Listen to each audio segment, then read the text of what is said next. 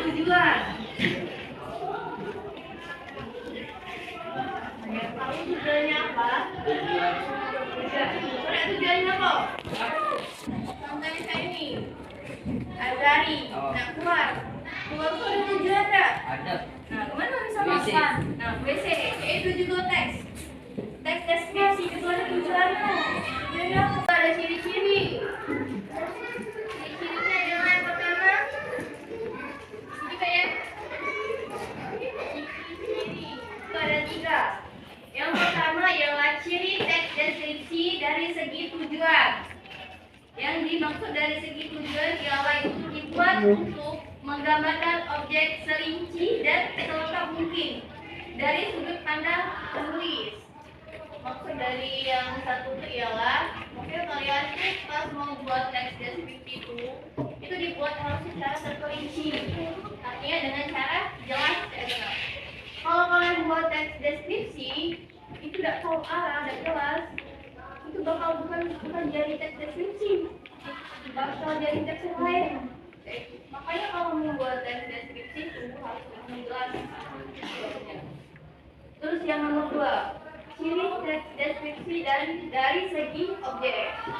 Jadi sebelum kalian membuat teks deskripsi, kalian itu harus bisa menentukan objeknya, yaitu seperti tempat. Terus juga wilayahnya di mana, yaitu contohnya kalian membuat teks deskripsi di taman, berarti objek kalian itu jelas di taman kayak gitu. Yang ketiga, ciri teks deskripsi dari segi isi. Nah, kalau kalian membuat teks deskripsi, kalian tuh harus jelas dengan isinya. Isinya ini banyak. Jangan nyantum ke misalnya dari pembukaannya, isinya harus jelas. Terus juga penutupnya. Enggak, itu ini. Oke, kita lanjut ke jenis.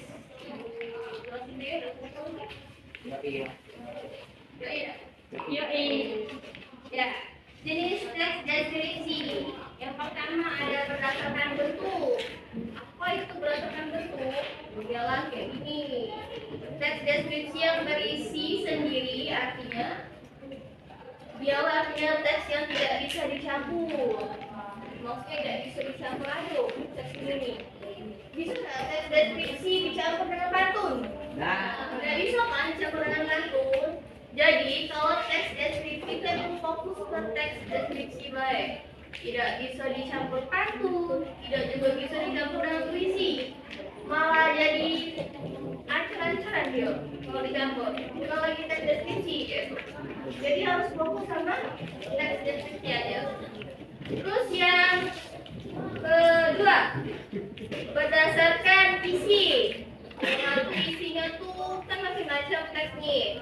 Ada teks deskripsi spasial, ada objektif, dan ada subjektif. Dari yang 3 ini ada yang bertanya enggak? Paham enggak? Bertanya, apa itu teks deskripsi spasial? Bukan spesial, spasial. Bukan makhluk spesial. Iya. Coba Azari, tahu enggak? Apa? Spasial, bukan spesial. Berarti, nah kita tahu ya, kalau teks deskripsi spasial itu ialah menggambarkan objek dengan sudut pandang ruang dan waktu. Jadi, maksudnya dia menggambarkan suatu tempat itu berdasarkan dengan alur, berdasarkan dengan ruang lingkup sekitar dia.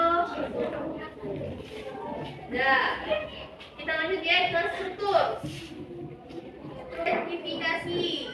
Yang kedua ialah deskripsi